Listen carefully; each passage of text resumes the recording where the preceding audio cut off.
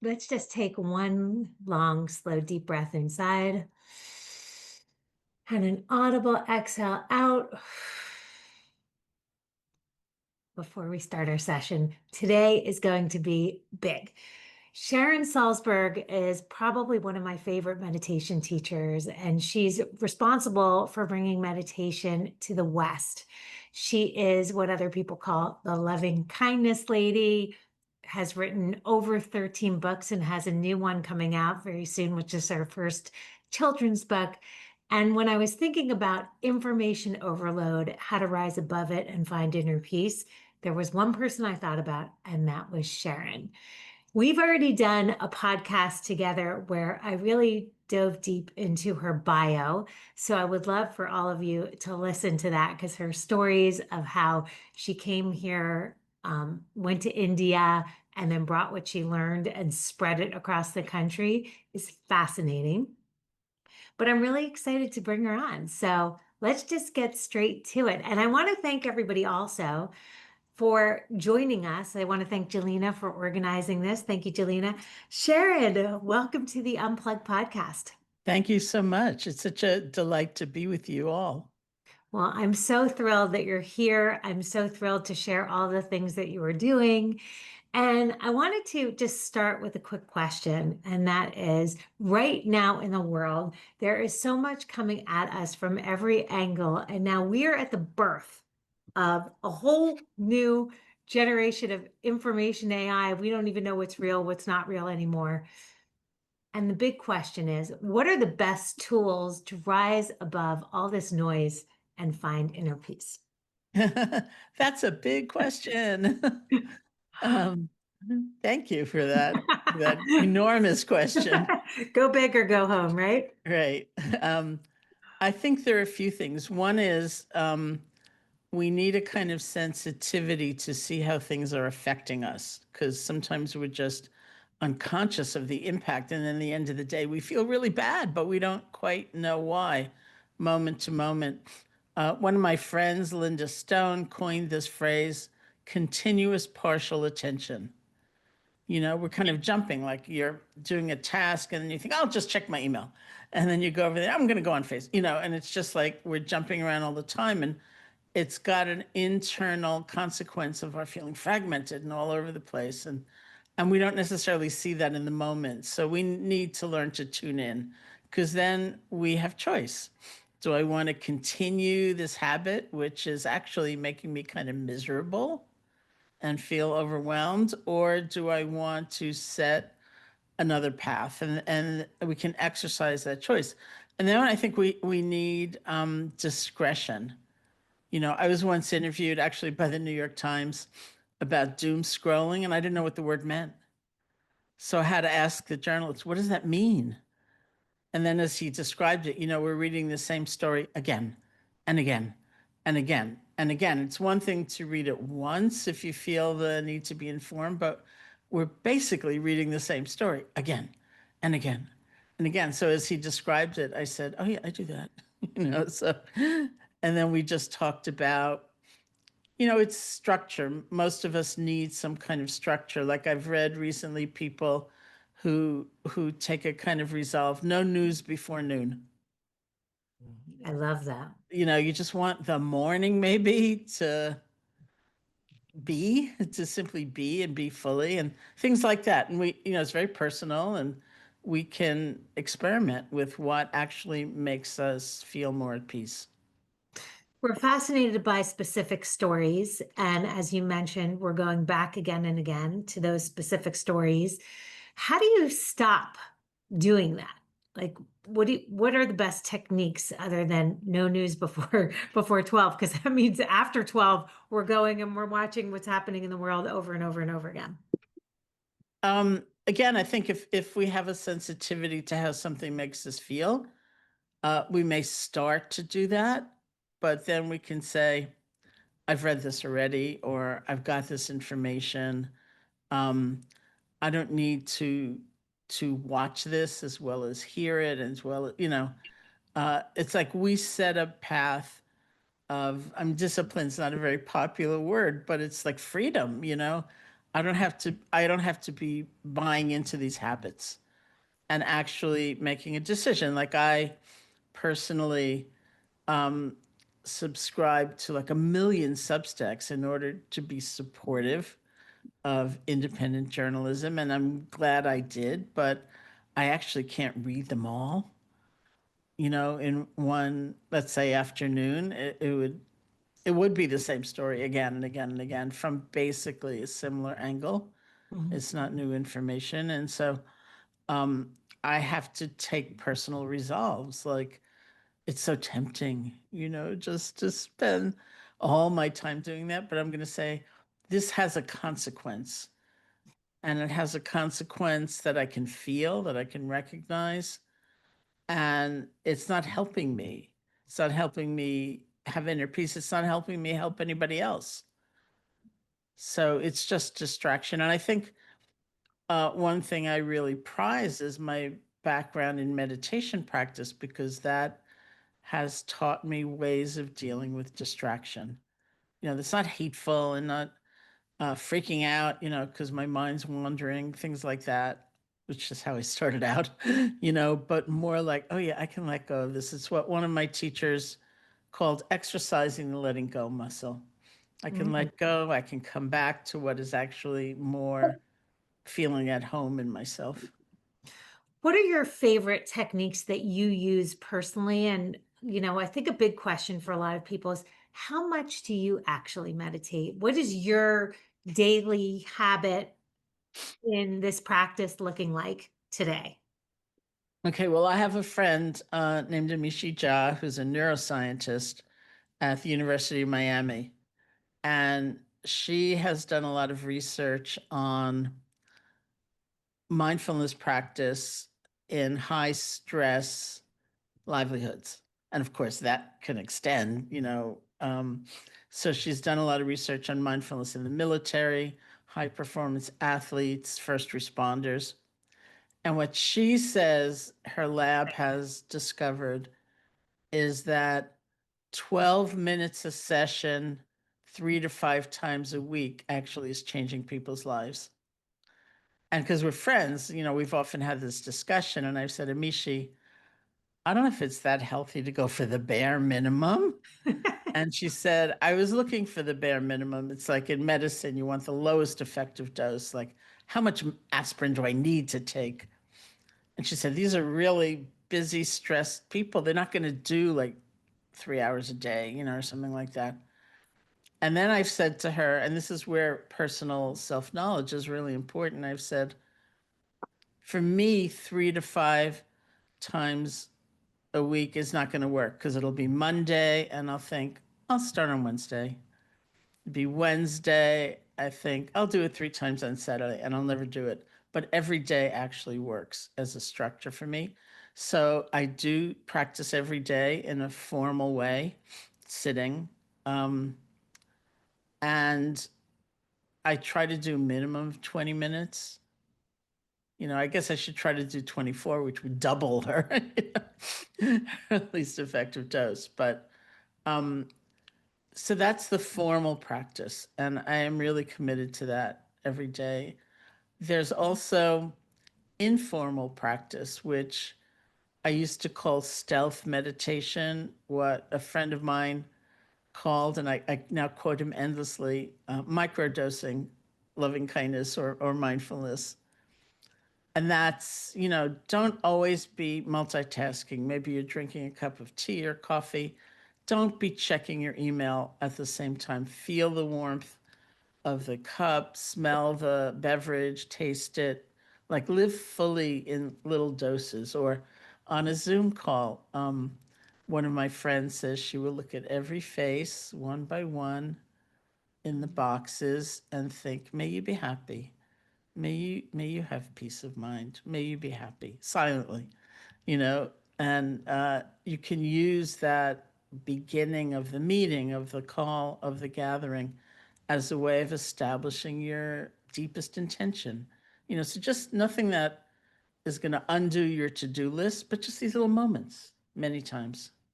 I love that. I love the concept. And I think that would be kind of fun to do really quickly with everybody here is let's microdose loving kindness. But this isn't going to count as the meditation that we're going to do, but to every single person here. And the way to do that is to go into the view mode, into the gallery mode. It's on the top right. And if everyone wants to turn on their camera, whether you want to or not, you don't have to. It'll give us the opportunity for all of us to microdose loving kindness. I've never heard that before, and I love it. So I want to just take a second and look at every single person on here. I'm so happy to see some of our teacher trainees who are going through the program. Didn't even know that you were on. So this is a great thing to do no matter what your business is.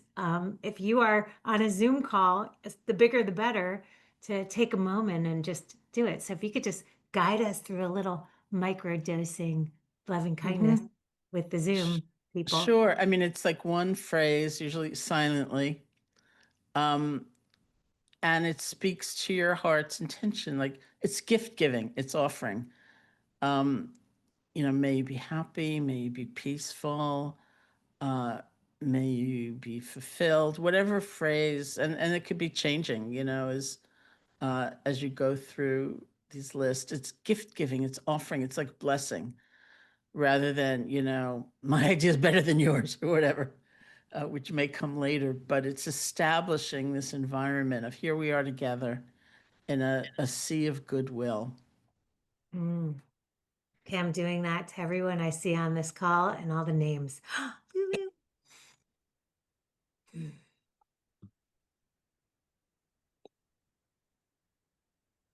Wow. That's so cool. That is just so cool. Okay, I'm back in speaker mode now. What other tools and techniques do you think are really effective like that you can share with people to rise above and find inner peace and rise above the noise of what's happening in the world around us? I think that, there are any number of things. Breathing is really important. And I think a lot of us, as we get more stressed and we feel more overwhelmed, and we actually forget to breathe. We do kind of freeze. And so it sounds silly sometimes, but just taking a conscious breath. It's like a pause before action, before speaking, before answering that email, before responding to somebody. Just take a breath. And that's not hard to do. It's very hard to remember.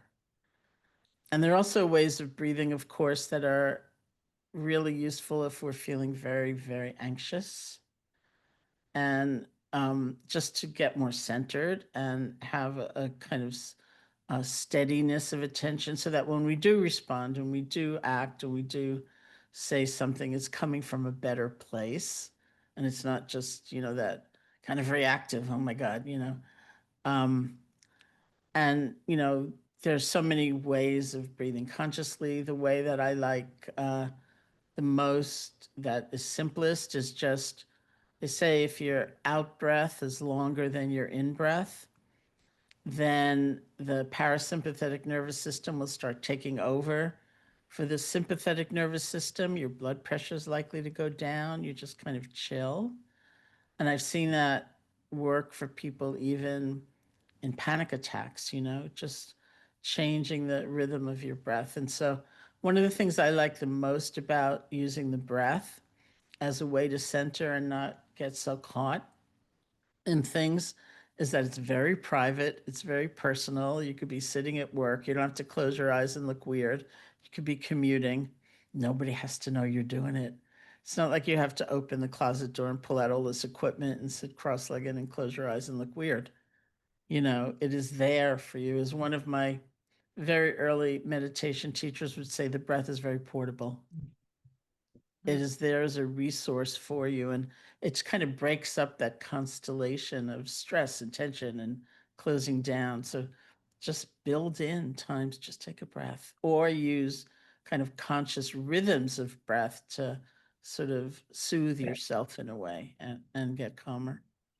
I've just written down so many things that you said. And for those of you who are watching, I just want to share that It is such a gift to get someone like Sharon on this podcast to give us an hour of her time to share tools and techniques that will literally change your life. Like, I've already gotten three, and we are only a few minutes into this, which is just mind blowing. So, I want to thank you, Sharon, so much for that in the beginning, and just all of you for being here and listening with me, because the more people that learn these techniques, the more we can ripple it out far and wide. Sharon, before we go into our meditation, I'm really excited about this new book that you're doing called Kind Carl, which is your first children's book.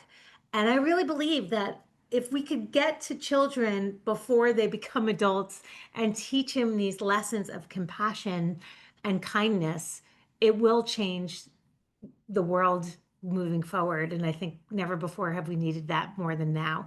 Can you talk about your book really briefly? And we're going to be sending it to everybody after this call, but just kind of maybe share something from it that you think is the biggest takeaway. The book is really cute. I mean, I heard to say that it's about a crocodile named Carl who snaps at people and not only people, the beings in his life, the rhinoceros and whatever. And he goes through a process where he actually learns to deal with his thoughts differently, which is what is so profound, because even not if you're not a crocodile or a rhinoceros, you're a meditator, a person, you see that we can't stop thoughts from coming. We can't wake up in the morning and say, I've decided I'm never going to be afraid today or whatever. But we can relate differently to them so that they don't take over, they don't define us. And so Carl would have thoughts like nobody likes me, and which was not true. But he would learn to take those thoughts, and it's almost like uh, letting them fly away, or putting them in a balloon and letting them float away. So you're not in this antagonistic relationship to the thoughts, but you're also not buying into them. So as he learns to deal differently with those thoughts, he opens up a sphere of kindness. So he becomes kind Carl. And that was sort of my main comment to the illustrator, was he kind of looks as cranky as he did before. I think he needs to look sweeter after he goes through this transformation, and he does now. It's so cute. And then in the back of the book, I have guided meditations for children, for families, exercises and things like gratitude that people can do. So it's really fun because, as you say, I've never done anything like this before. I love that. And I think it would be great to get some of those on the Unplug app. We have several of your meditations on the Unplug app, but to put some from the book, I think for Mm-hmm. kids would be, Mm-hmm. we have a whole kids section that a lot of people don't know You about. do? Okay. But that with Sharon, with Susan Kaiser Greenland, who I'm sure you know, Mm-hmm. right? So, okay, let's do a quick meditation. We have, what age range is the book for? People are asking. 4 to 8. Great. But honestly, I read it and it's perfect for 58 too. I know. I was reading it to a friend who I'm in New York City right now. She came over for dinner, and I said, "Oh, I have a children's book coming out, and I don't have the book yet. I only have the PDF." And so we went through it, and it was sort of like, "Oh, this is kind of good for adults too, isn't it?" Well, because we're the ones reading it anyway to our children, so it has to benefit both. And it definitely does. So I just want to say that. Thank you for writing this book. Mm-hmm. All right, so let's do a little meditation based on the theme of this call, which is how to rise above information overload and find inner peace. We've got 5 minutes, and then we have so many amazing questions for you. I know that you got a chance to peek at some of them too. And Mm-hmm. for those Mm-hmm. of you who are on this call, this is going to be an opportunity too for you to be able to ask some of those questions. And let's begin. Okay, so I think the real key to all of these exercises is understanding, in a way, understanding our minds will wander or we'll get sleepy. Something will happen, and we need to practice letting go and coming back. So the real skill in meditation is in the return.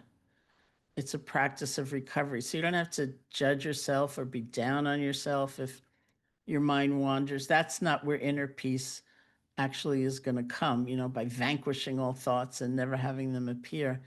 It's going to come from learning how to start over. We get caught, we feel overwhelmed, we get numb, whatever it is, we recognize it, we start over. And so we're going to use the breath as that anchor for attention, the place we're going to begin, the place we'll return to. But the most important moment happens when you realize you've been gone. It's like, it's been quite some time since I last felt a breath, something like that. That's the moment where we have the chance to be really different. So instead of being down on yourself or judging yourself, see if you can let go gently and simply come back, okay?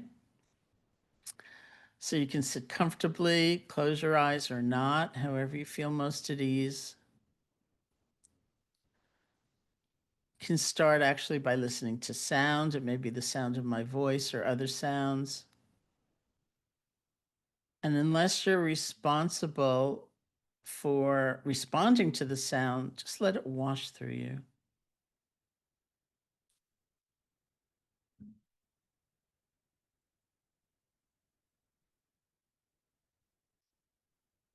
Bring your attention to the feeling of your body sitting, whatever sensations you discover. See if you can feel the earth supporting you.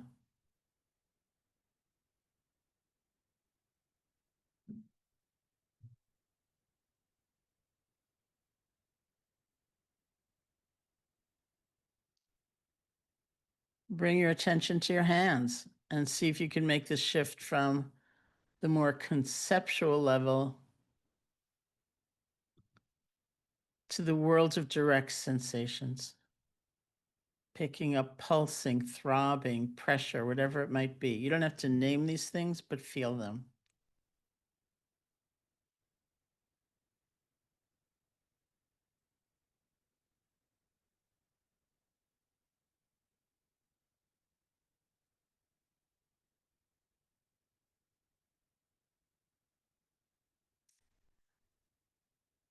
And on that same level of feeling sensations, see if you can bring your attention to the feeling of your breath.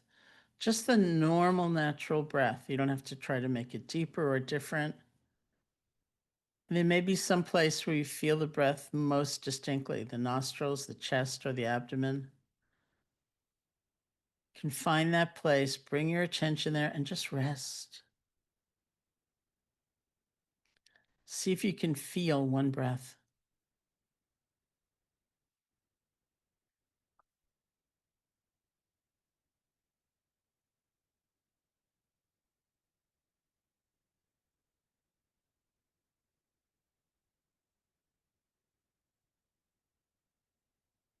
And if your attention wanders, you get lost in thought, spun out in a fantasy, or you fall asleep, truly don't worry about it.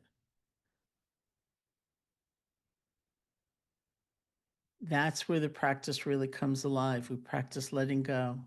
We practice beginning again.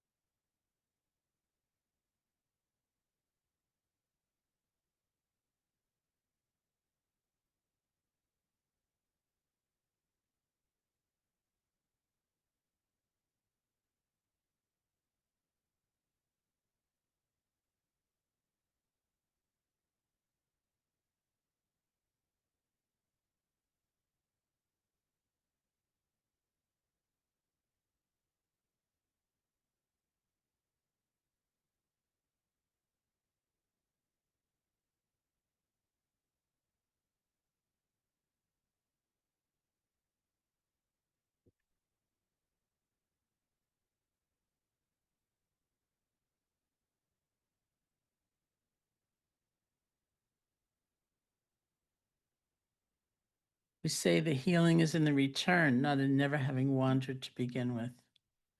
No matter how many times your attention may wander, it's okay. We've practiced letting go, we've practiced beginning again.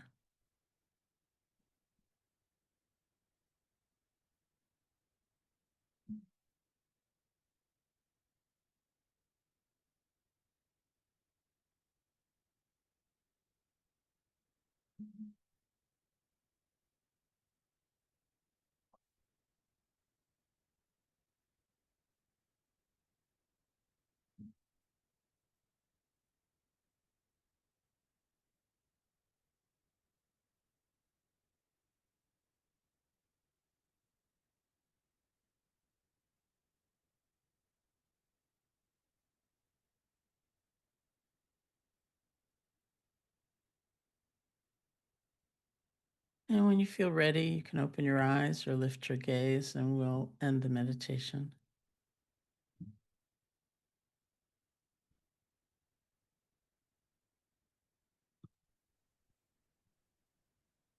That was hard because I wanted to become a journaler. You know, when you like listen to great things inside of a meditation and you want to write them down, but then you become a journaler and not a meditator.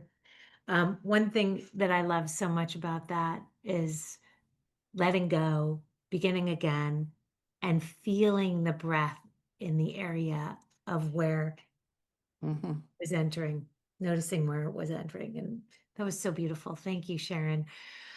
Okay. Well, first of all, I love that we had 75 people meditating with us on this call. This is beautiful, It's beautiful. great. I did actually take some notes. Oh, Jenny, you are a journaler, not a meditator. Kidding. I know you. She's a certified meditation teacher, and that makes her a real meditator. Okay. So we're going to go to some of the questions, and here they are. And for those of you who are on this call live, feel free if you have a pressing question for Sharon to put it into the chat and we'll look at that as well. One was Michelle asked, how do I release the narrative that I have to earn love, worth, and respect? I think that there are a few things. One is a very deep exploration of what we mean by love, which would be interesting, just to see. Because for many of us, even the word evokes a medium of exchange. Like, I will love you as long as you love me. I will love myself as long as I never make a mistake. So we can sense, of course, how fragile and breakable that is. And it's not really what we mean, say, in Buddhist teaching by loving kindness. And for me, one of the ways that transformation was expressed was actually a line in a movie. I wrote a whole book called Real Love based on that one line in the movie. The movie was Dan in Real Life, which was, I think, maybe 12 or 13 years ago. My goddaughter had a little part in it. And so I saw it many times. And Peter Hedges, who's the writer and director, had one of the characters say, love is not a feeling, it's an ability. Love is not a feeling, it's an ability. And it really struck me because, of course, it's a feeling as well. But if we think of it as a feeling, it's almost like a commodity. And then it's in someone else's hands to give to us or take away from us. And I'd get this image of like the UPS delivery person standing at my doorstep with this package of love and glancing down at the address and saying, no, I don't think so, and going somewhere else. Then I'd be bereft. There was no love in my life. But if love is an ability, it's inside me. And other people may ignite it or inspire it or threaten it, but ultimately it is mine to tend, to nurture, to care for. And I realized that that makes something of that difference. Of course, it's a human tendency. We want other people to approve of us or thank us or whatever, but we cannot control that. Whereas if we are unearthing that capacity to love within ourselves, for ourselves, then we're not dependent on others in a way that we can't control. And so then it's just so obviously frustrating and demoralizing. Like they loved me more yesterday than they love me today, or oh no, I said a stupid thing. They're not going to, we don't have to live by that, even though, of course we're conditioned that way, but it doesn't have to take over. Love that. How do we stay current with current events yet not get overwhelmed or anxious by the news? Um, I think that, I mean, to some extent, we talked about that, like having some path of discipline, but I also hesitate at the idea of never getting anxious or overwhelmed, because I think that it's going to happen. We're human beings, and we may feel outraged, we may feel concerned, we may feel exhausted. We get reactive. So more than not feeling it ever is a question of how can I maybe cultivate the skill to not have it seize me and dominate me and take over my life and my choices, which is the point. We have to forgive ourselves for what we feel and come to understand sometimes um, we realize certain vulnerabilities, and that so when I say, we're going to feel what we feel, it doesn't mean we don't recognize those vulnerabilities. If you have a problem with alcohol, maybe don't hang out in bars, things like that. But the idea that we will never feel certain things is not going to happen. So we try to change the conditions in which we live so that we may not feel these things as often. Or another example would be when I don't sleep well at night, I get really overwhelmed by the news. So maybe you look at that condition and you think, well, you know what? Maybe I need to work with sleeping better at night. For example, not taking your phone into bed with you, which is a terrible habit I have, but things like that. But at the same time, recognizing when we do feel the beginnings of overwhelm and exhaustion and things like that. Here, it's the same process. So what's so amazing about that skill? We recognize it. We don't hate ourselves for it. We learn to let go and come back to a kind of baseline of centeredness. So we learn to let go and start over. You will get overwhelmed. That's okay. You don't have to stay there, right? And so we practice that skill. Love that. How do you focus and not get distracted? You will get distracted. That's the point.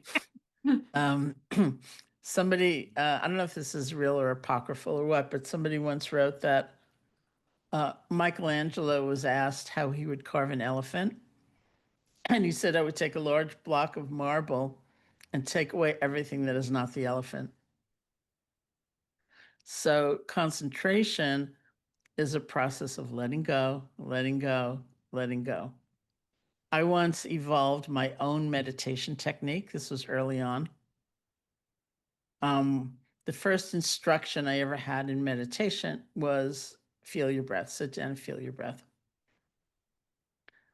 And first, as many of you have probably heard me say, I had gone to India as a college student doing an independent study project on meditation.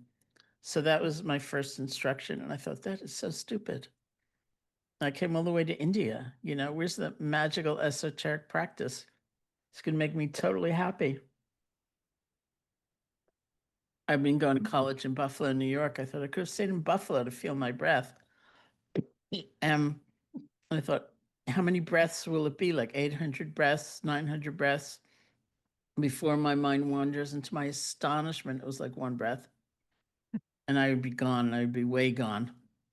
And that's the beginning of my learning. The point was to let go and start over and let go and start over. And the more we do that, the more it feels right and comfortable to be centered, to be present, to be in balance in some way. And the sooner we recognize, oh, I'm way out of whack, or, this is happening, and we can let go and start over. And that's really how it how it evolves. That's what concentration is. Sometimes we think, like, let's say it's in meditation, we're using the breath. People think if I get a stranglehold on the breath, my mind won't wander and I'll actually wander more. It's resting our attention on an object, learning how to come back. And we can do that in the middle of work. We can do that when we're commuting, whatever the situation is, we can let go and come back to something like the breath. Wow. Okay. How do you get past the anger of what you are hearing? I think with both anger and anxiety, which are common reactions, there's a truism that we can take the energy of that into action.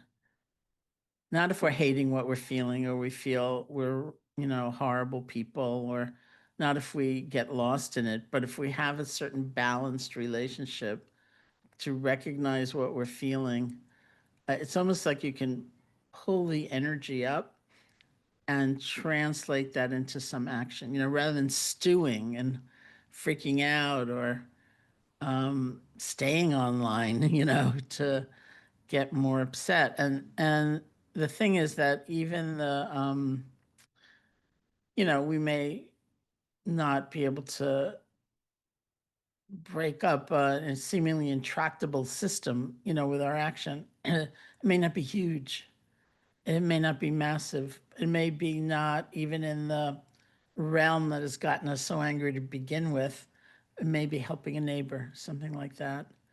So it takes the energy of it and does something useful with it. And that could be just help somebody, just take care of somebody.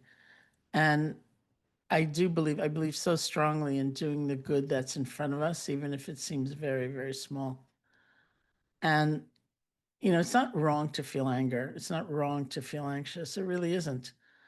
But the internal consequence of living in it and dwelling in it and having it just increases is pretty severe.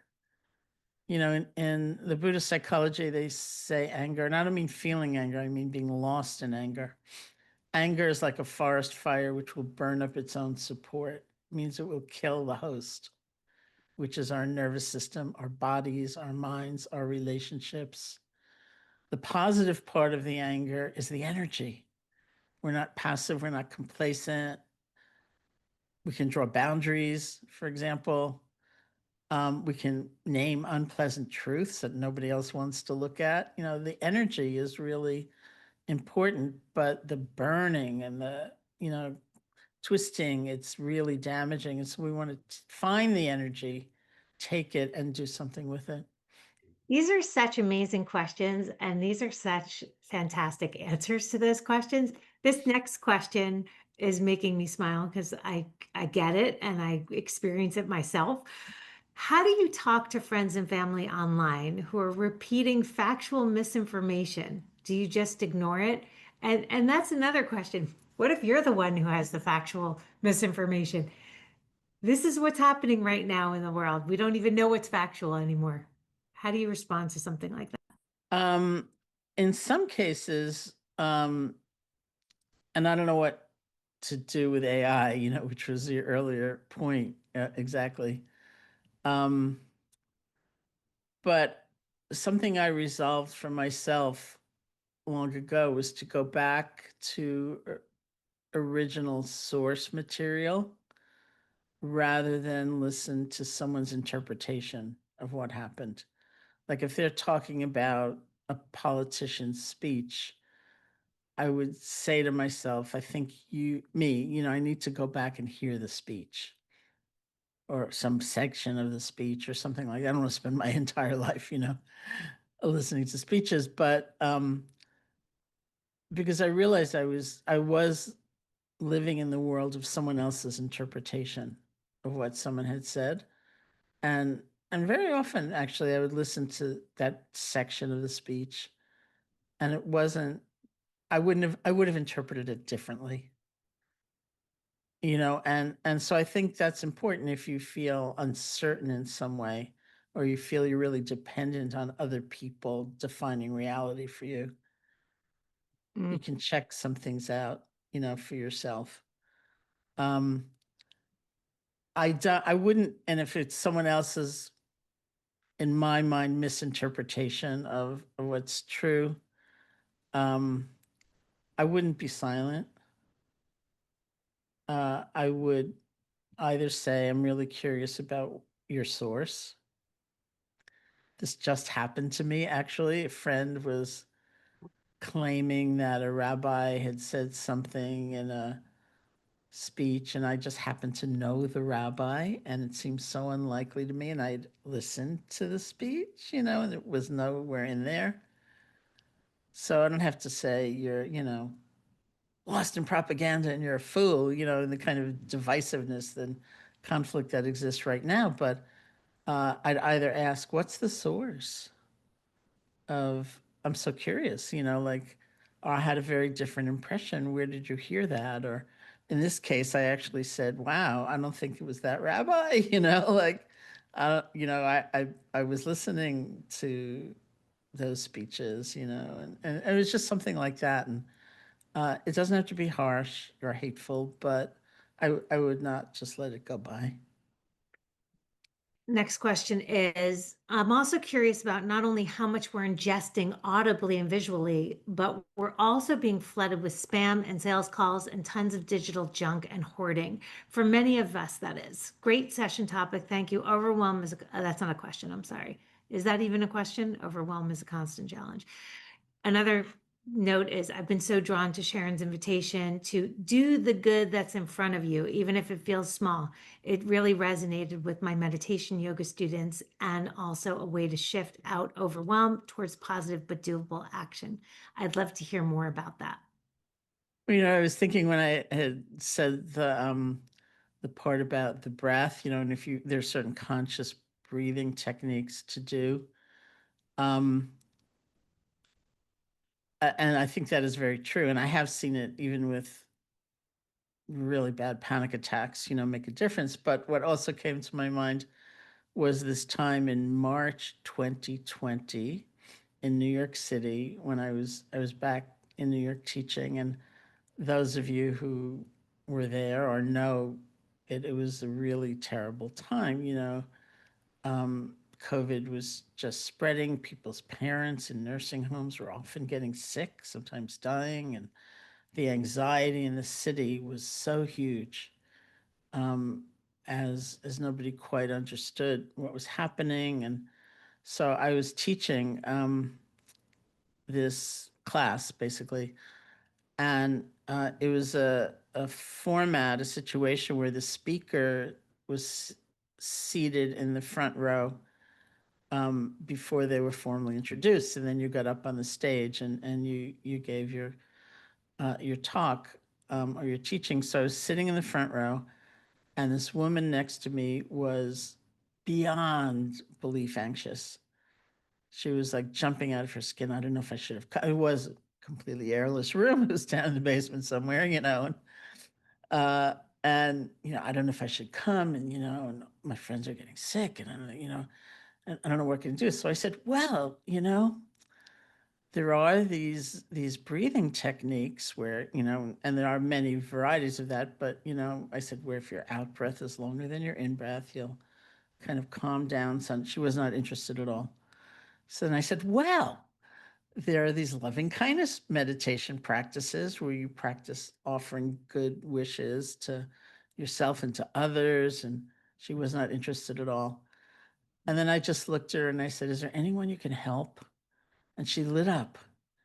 And she said, well, I have this elderly neighbor, and maybe I could slip a note under her door and offer to get her groceries. And I thought, look at that. She needed to connect. She needed to connect to a place in herself that was capable of giving, of making an offering that was not so buffeted by fear and anxiety.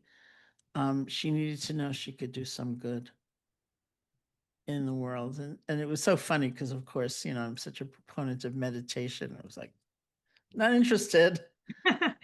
That happens a lot when we know people should meditate, but they don't want to. Okay. What is the right length of time to meditate? Someone asked that question. Well, if you're asking me, Josh, she'll say 12 minutes a session. I think, it depends, like some people say 5 minutes. I usually say 20 if you can do it. There's no one right answer. But if it's too short, you're going to get the hardest part. We sit down to meditate and we start thinking, I forgot to call so and so. And that was, I didn't say that quite right. That was a mess. I need to undo that. And what's that sound? I think it's my refrigerator. Maybe it's broken. It's really loud. Do they have refrigerator repair people anymore? I don't know. Maybe I need to buy a new refrigerator. I don't even think they have Sears anymore. How am I going to buy a new refrigerator? And it's just natural. And even just sitting through that is almost like a purge, and you're de-stressing as the thoughts just roil through. But if you can sit past that, you'll also hit greater places of quiet, so that's why I say, if you're just going to sit for 3 to 5 minutes, that's mostly what's going to happen, and that's okay. But if you can sit for longer, then you'll have that, and you'll also have maybe some interesting things that come up. So, but I'd say if you only have 2 minutes, do the 2 minutes. I love that you just said that because that is the perfect way to put what happens in meditation. We go through, we hear the noise. It's a lot of noise in the beginning, and then all of a sudden the gong rings and you're like, wait, where was I? So you Yeah. release it. And for me, 10 minutes is my sweet spot, but for some people it takes a little bit shorter, a little bit longer. I think Mhm. whatever works. As my friend David G says, whatever works. Whatever works. Gosh, there's so many good questions. What is your favorite quote or something that you have on repeat that you share with other people that you've learned from someone else that has given you a lot of wisdom? I mean, there's so many, from a friend, a colleague, Sylvia Borstein, who is one of my friends and colleagues. She describes herself as a recovering catastrophizer. And, she said, I was the kind of person who, she's 89 now, so this was some years ago, but still, she was older. And I'd call one of my adult children and they wouldn't answer the phone. And she could only think the worst must have happened. She said, it never occurs to me they're taking a shower or they fell in love. They didn't want to talk to their mother, and her nervous system was so wrecked that that's when she got into meditation because she realized she had to do something with her mind. So she would say she still has some of the same thoughts, but she can like Carl the crocodiles, she can let them go. So I was talking to her once and she said, I have a new mantra. So I said, what is it? And she said, not every bus ends up in a ditch. So when that kind of ultimate calamity comes up in her mind, she reminds herself, not every bus ends up in a ditch. And so I like that one as a kind of reminder, like, oh, I have a habit. I'm going to step out of the rut that I'm used to and look at life from a different angle, things like that. And of course, my own teachers, um, I was so extremely self-judgmental about the different things that were happening for me, that one of my teachers, Maninder, would say, why are you so upset about this thought that's come up in your mind? Did you invite it? Did you say at 3:15, I'd like to be filled with self-hatred, please? No. But when conditions come together for something to arise, it will arise. Wow. I love all these. Thank you for sharing. We have so many more questions, but I do want to give people an opportunity who are actually live on this call to ask a question. If they want to do so live, they can raise their hand. I'll take a quick view. If not, we can just go back to our list. Is there anybody who has a question that they want to share? There's a question in the chat. Oh, is it possible to be in a relationship with someone who has extremely opposing political views and whose sources are YouTube and podcasts? Um, I think it would be possible. It would depend on the nature of the connection and the agreements that one has, like, because I know people like that, who are in relationship with someone, and they appreciate maybe the person's good-heartedness in real life, as they relate to relatives or family or people in their circle. They agree sometimes not to talk about certain things. Mhm. And a very important thing would be an agreement about holding one's own views. Because you notice in a lot of conversations or descriptions of conversations, it's not a question of two people saying calmly, well, I see things this way. Well, I see things that way. It's more like you're an idiot or um, complete disdain for another point of view. And so that can't work very well, because, you feel I don't have the right to see things my way, which would be an interesting relationship dynamic anyway.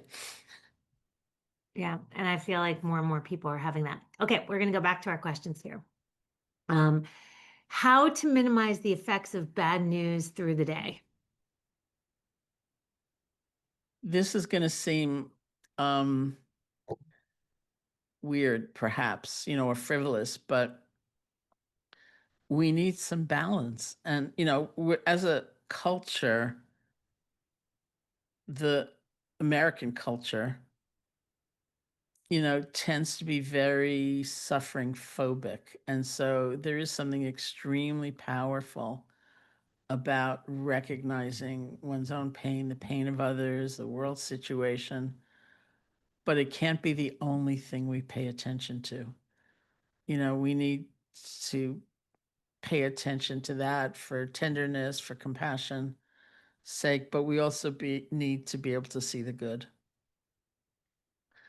And so for most of us, it's like a gratitude meditation, which is something many people will recommend. They say that one of the most healing things any of us could do is say at the end of the day, write down 3 things we're grateful for from the day. And they don't have to be grandiose or magnificent, it could be something small. But gratitude is a quality that's often diminished or demeaned. I've heard people say, well, that's stupid. That's like being grateful for crumbs. It's not facing real difficulty and oppression and things like that. But when I've talked to researchers, they say, well, actually, it's not that, because gratitude is energizing. Rather than feeling so impoverished and overwhelmed and exhausted, we feel some juice when we feel gratitude. And they also have told me that people who feel grateful tend to be the most generous because they want to pay it forward. They want to see someone else get a break or do well. So there's that. And I also say, if I think about writing down 3 things at the end of the day I'm grateful for, that takes strong intentionality on my part, my personal conditioning, my familial conditioning, my cultural conditioning is all like, just think about what you can complain about, what went wrong. It actually takes my saying, now I'm going to turn my attention to what's good in my life, what's good in my day, not for the sake of covering over or pretending the pain's not there, but to have some energy, to have resilience, right? Not to feel so overwhelmed. So look for the good, either in your own life or, I mean, there are so many people who are doing such good Mhm. for their neighbor, for their family member, whatever it is. And we can rejoice in that. And it really helps. This is going to be off script, but I wanted to ask you, how would you most like to be remembered? And what do you think has been your biggest contribution in the meditation world? Well, I co-founded the Insight Meditation Society, which is turning 50, which is just unbelievable, right? Um, so next February 14th is our 50th anniversary of beginning that. And the thing I seem to be remembered for is loving kindness. My first book was called Loving Kindness. Carl, the Crocodile is almost a continuation of that, all these books later. Um, as important and really essential as mindfulness has been, um, I think loving kindness, compassion, those actual techniques for cultivating that is going to prove to be as important. And I'm very honored to have, been a voice, a very early voice in bringing that forth. Are there any scientific benefits or studies that have been around loving kindness? Because look, I feel it firsthand that it works, and I've seen it work for so many others, but I'm just curious if there's a study on it. There are many studies now. I mean, there weren't early studies because those were all about mindfulness, but there are many, many studies using loving kindness practice with physical pain, using loving kindness practice um, with stress around cancer treatment. I mean, there are many studies that are coming forth. There was a study somebody did, Emory University did, with loving kindness practice with kids in the foster care system, Mm. to have a sense more of like self-respect and not having the circumstances of their lives just bring them down. There are many, which I was very glad to see, happening. Is there anything that you would like to share that I haven't asked for our last minute with the group? And just so everybody knows, I'm going to hang out a little bit longer, but Uh-huh. I don't know. There's so many great questions and, you know, um, clearly it's a, difficult time in so many ways with a lot of uncertainty and discord. And I think it's just beautiful to kind of remember and rest in one's own deepest values and not to let the noise and effect drown that out and just bring it forth. Sharon, thank you so much for being with all of us. And I want to thank everybody. Wondering where you all are at right now. Thank you from Western Australia. If you could let us know in the chat where you are. Feel free to come on and say hello and meet Sharon for a minute. But that was incredible. I wrote down so much. You've changed my life. I'm going to be doing that loving kindness before every Zoom meeting forever, and also micro dosing loving kindness, which just is my favorite new soundbite of all time. Oh my gosh.